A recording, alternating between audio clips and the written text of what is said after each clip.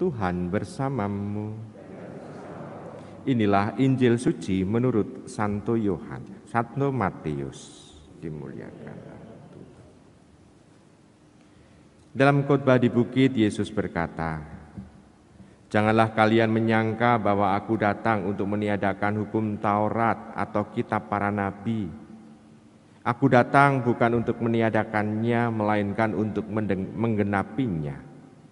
Karena aku berkata kepadamu, sungguh selama belum lenyap langit dan bumi ini, 1 iota atau 1 titik pun tidak akan ditiadakan dari hukum Taurat sebelum semuanya terjadi. Karena itu, siapa yang meniadakan salah satu perintah Taurat sekalipun yang paling kecil dan mengajarkannya demikian kepada orang lain, ia akan menduduki tempat yang paling rendah di dalam kerajaan surga. Tetapi siapa yang melakukan dan mengajarkan segala perintah Taurat, ia akan menduduki tempat yang tinggi di dalam kerajaan surga." Demikianlah sabda Tuhan. Ibu, bapak, saudara-saudari yang terkasih dalam Yesus Tuhan, dikatakan oleh Tuhan Yesus bahwa Dia datang seolah-olah itu mau meniadakan hukum Taurat dan kitab para nabi. Padahal tidak. Kenapa seperti itu? Dikatakan oleh Tuhan Yesus bahwa Dia tidak meniadakan hukum Taurat dan kitab para nabi karena Allah dahulu, sekarang maupun masa depan adalah Allah yang selamanya ada, yang tidak akan berubah. Tetapi Allah itu maha sempurna. Sekali dikatakan pada masa dahulu sampai masa sekarang pun itu tetap terjadi, tetap ada. Jadi Tuhan tidak akan meniadakan. Kalau meniadakan hukum Taurat atau kitab para nabi, berarti Allah itu Allah yang bisa berubah. Kalau Allah yang bisa berubah, apakah sudah sempurna? Karena perubahan itu makin lama diharapkan makin menuju kepada kesempurnaan. Allah sudah sempurna adanya, maka yang dikatakan dahulu, sekarang maupun masa depan itu tetap sama. Maka Tuhan Yesus mau mengatakan bahwa hal itulah yang terjadi, bahwa dalam diri Bapa sudah sempurna sejak awal dunia diciptakan. Maka Dia datang sebagai firman Allah untuk menyempurnakannya, atau dalam arti bukan untuk menyempurnakan tapi untuk menggenapi apa yang dinubuatkan oleh Tuhan pada masa lampau itu, digenapi pada masa ini. Apa yang sudah dikatakan oleh Tuhan kepada para nabi, kepada Nabi Musa juga. Walaupun kita tidak menyebut Nabi Musa, walaupun kita menyebut bapak bangsa Musa, ya. Tetapi di sana mau diungkapkan bahwa Tuhan sebetulnya menggenapi sabda dari Allah yang dulu sudah diungkapkannya. Maka kita bisa melihat, ibu bapak, kalau hukum Taurat orang harus membuka kitab Taurat. Tetapi dalam diri Tuhan Yesus sebetulnya orang bisa melihat bahwa dalam hidup Tuhan Yesus ini juga merupakan Taurat yang hidup. Taurat yang sungguh-sungguh memperlihatkan bahwa Allah bukan Allah yang jauh, tetapi Allah yang dekat. Dalam diri Tuhan Yesus mau dikatakan seperti itu.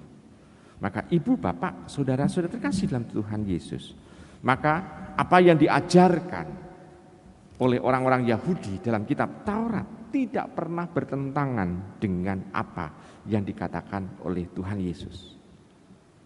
Tuhan tentu tidak akan Dia istilahnya itu meniadakan hukum yang sudah diomongkan lalu sekarang diperbaharui. Tidak pernah seperti itu, karena Tuhan sudah sempurna sejak dunia diciptakan.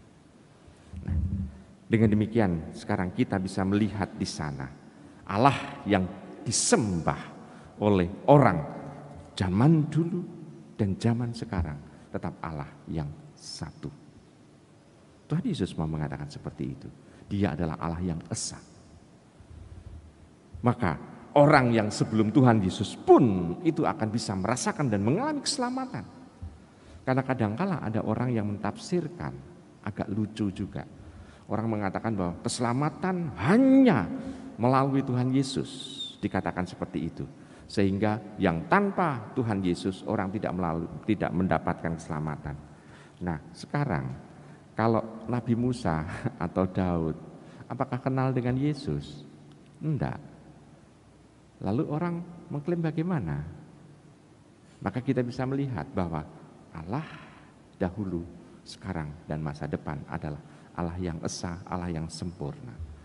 Maka orang zaman dulu pun yang belum mengenal Tuhan Yesus, karena Tuhan Yesus belum lahir, dia tetap bisa merasakan dan mengalami keselamatan itu.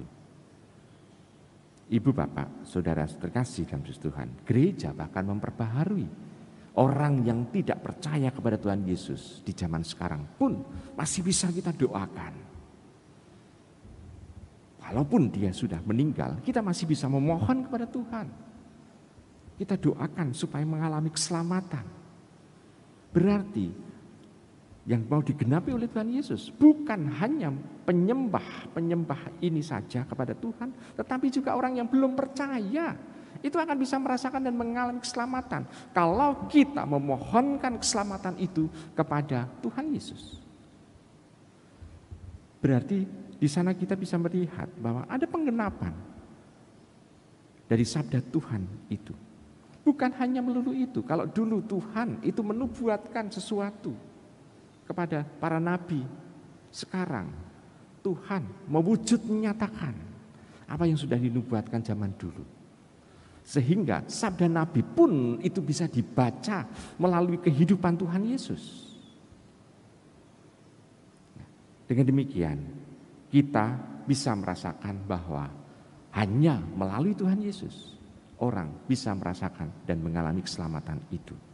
Maka bagi diri kita sekarang, zaman sekarang, kita layak juga untuk memohon kepada Tuhan supaya Tuhan mengabulkan semua permohonan kita.